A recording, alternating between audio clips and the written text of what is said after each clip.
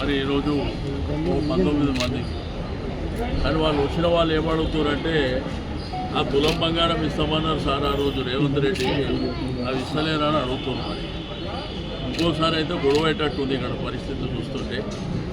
రెండోది ఏంటంటే 2000 పెన్షన్ 4000 ఇస్తామన్నాడు, అది కూడా ఇవ్వలేదు. మరి 2 ఏళ్ళు అయిపోయింది, ఇంకెప్పుడు ఇస్తారు? ఇందిరమ్మ ఇల్లు అన్నారు, ఆ ఇల్లు కూడా ఇవ్వలేదు అని మరి వాళ్ళ అడుగుతారు కదా. 2500 ఇస్తామని చెప్పి అవి కూడా ఇస్తలేరు అనేటువంటిది. బట్ నేనేమంటా అంటే రాజకీయాల్లో ప్రజాస్వామ్యం లోపల ఏ పార్టీ అయినా కానీ మనం మాట చెప్పేటప్పుడు జాగ్రత్తగా చెప్తే మంచిగా ఉంటుంది. ఎందుకంటే ప్రజలు ఎక్స్పెక్టేషన్స్ ఉంటాయి, అరే నిజమేమో ఇవి జరుగుతాయేమో అనే ఉద్దేశంతో ఓటేపించాం. ఇప్పుడు ఆ తర్వాత చూస్తే ఒక్క హామీ కూడా అమలు చేసే పరిస్థితి లేదు. కానీ గలీజ్ మాటలు మాత్రం అందరికీ నేర్పిస్తున్నాడు ముఖ్యమంత్రి గారు. అంటే ఎవరికైతే ఇప్పుడు చదువుకున్న జనరేషన్ కానీ గతంలో ఉన్నటువంటి జనరేషన్ కానీ బూతు మాటలు ఎట్లా మాట్లాడాలో చాలా స్పష్టంగా నేర్పిస్తున్నాడు అందరికీ. మాట్లాడితే తొండలు వదులుతాము, అది వదులుతాం, ఇది వదులుతామని. ఇంత మా పోలీసు వాళ్ళు ఏమో ఎవరైనా మనోళ్ళు మామూలు వ్యక్తులు ఇటువంటి మాటలు మాట్లాడితే తీసుకుపోయి లోపటేస్తారు. మరి ఏకంగా ముఖ్యమంత్రి గారే మరి ఆ పూతు మాటలు మాట్లాడతారు. నేనేమంటా అంటే రాకు ఒక అవకాశం మంచిగా మనకు వచ్చినప్పుడు జాగ్రత్తగా ఉండి పనిచేసుకొని ప్రజల మన్ననలు పొందితే బాగుంటుంది. నీ పూతు మాటలు ప్రజలు పిల్లలు నేర్చుకునే పరిస్థితి వస్తుంది. ఏందా తొండలు వదులుతాం, అవి వదులుతాం, ఇవి వదులుతాం. ప్రజాస్వామ్యంలో ఉన్నామా? మనం ఎక్కడ ఉన్నాం?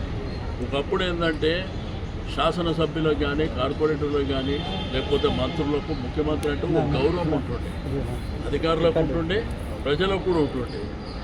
ఈరోజు ప్రజలకు గౌరవం లేకుండా అయిపోయింది, అధికారులకు కూడా గౌరవం లేకుండా అయిపోయింది. ఏకంగా ముఖ్యమంత్రి గారే ఇటువంటి బూతు మాటలు మాట్లాడారు.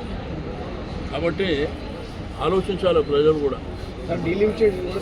డీలిమిటేషన్ ప్రాపర్గా లేదు అని చెప్పేసి మనం డేమని చెప్పినాం, కౌన్సిల్లో కూడా చెప్పినాం. వాళ్ళు హరీబరీగా ఎందుకు చేస్తున్నారో మనకైతే అర్థం అయ్యే పరిస్థితి లేదు. మోండా మార్కెట్ తీసుకుపోయి మల్కాజిగిరిలో కలుపుతాడు, ప్రకాష్ నగర్ తీసుకుపోయి మల్కాజిగిరిలో కలుపుతాడు. అసలు ఎక్కడ పోతుండ్రు ఏంది? సికింద్రాబాద్ జోనల్ ఆఫీస్ ఉంది, ఇక్కడ జోనల్ ఆఫీసే మోండా మార్కెట్ పరిధిలో. సికింద్రాబాద్ జోనల్ ఆఫీసే మోండా మార్కెట్ పరిధిలో, దాన్ని తీసుకుపోయి మల్కాజిగిరిలో కలుపుతారు. కాబట్టి మీ హరిబరి ఏందో, మీ కుదరపాట్లు ఏందో, మీ లెక్కలేందో, మీ పత్రాలు ఏందో ఎవరికి అర్థమవుతుంది. ఎట్లా అయిపోయిందంటే ఇక మా రాజ్యం ఉన్నది మా ఇష్టం ఉన్నట్టు చేసుకుంటాం. బట్ ఇది ఏంటంటే కొన్ని రోజుల పాటు నడుస్తుంది ఏదైనా. బట్ మళ్ళీ సందర్భం వచ్చిందనుకో ఇదే ప్రజలు బడ్డకేసి కొడతారు, అది గుర్తుంచుకోవాలి. ఇప్పుడు ఆ ఎంఆర్ఓ గారిని అడగండి, వాళ్ళు ఏమడుగుతారు అడగండి. సార్ కానీ మీరు చెక్ ఒకటి ఇచ్చిపోతున్నారు, మరి తులం బంగారం ఏదని అడుగుతారు. మేము చెప్పేది కాదండి. ఆ 2000 పెన్షన్ 4000 ఇస్తామన్నారు, వికలాంగులు లేదు 3000 6000 ఇస్తామన్నారు.